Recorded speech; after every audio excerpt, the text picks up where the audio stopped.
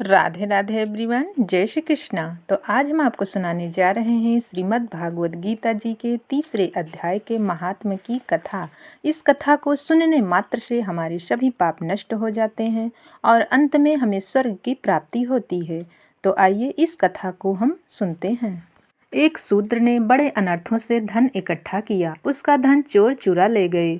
धन के वियोग में वह पागल होकर लोगों से पूछता फिरता था, मुझे कोई ऐसा तरीका बताओ कि मैं पृथ्वी में गड़ा हुआ धन निकाल लूं। किसी ने कहा, मांस मदिरा जाकर खाया पिया कर। वह मांस मदिरा खा पी कर दुष्कर्म करने लगा।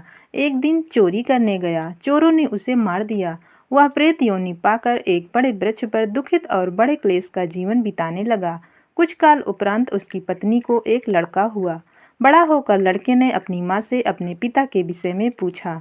माँ ने कहा, तुम्हारे पिता को चोरों ने मार डाला है। पुत्र ने पूछा, क्या आपने उनका अंतिम संस्कार किया है और उनकी मुक्ति कराई है? तो माँ ने कहा, नहीं। पुत्र ने कहा, तो मैं अपने पिता को मुक्ति कराने के लिए गया जी जाऊंगा। इतना कहकर वह गया जी को चल दिया। रास्ते में उसे एक बरगद के वृक्ष के नीचे वह गीता के पाठ को करने लगा। उस वृक्ष पर उसका पिता प्रेत बनकर विचरण करता था।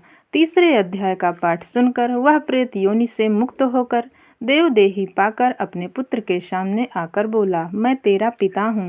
तुमने गीता जी के तीसरे अध्याय का पाठ करके मेरी मुक्ति कराई है। तेरे 7 पीढ़ी के पितृ नरकों का दुख भोग रहे हैं। अब तीसरे अध्याय का पाठ करके उसका फल उनके निमित्त कर दो, जिससे वे नरक से मुक्त होकर स्वर्ग को जाएं।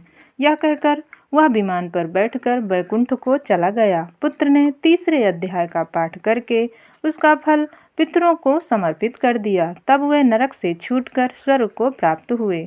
धर्मराज के पास दूतों ने आकर कहा कि नरक खाली हो गया है, वहाँ के जीव स्वर्ग चले गए हैं। धर्मराज चिंतित होकर उसी समय श्री नारायण जी के पास आए और बोले, भगवान, जो जीव जन्म जन्मांतर के पापी थे उन्हें आपके दूत वैकुंठ को ले गए हैं। नारायण जी ने प्रसन्न होकर कहा, धर्मराज दुखी मत हो। अब से जो जीव गीता का पाठ अथवा श्रवण करे या कोई जीव गीता का पाठ करके उसका फल किसी दूसरे जीव को दे दे तो उसे भी नरक में मत भेजना।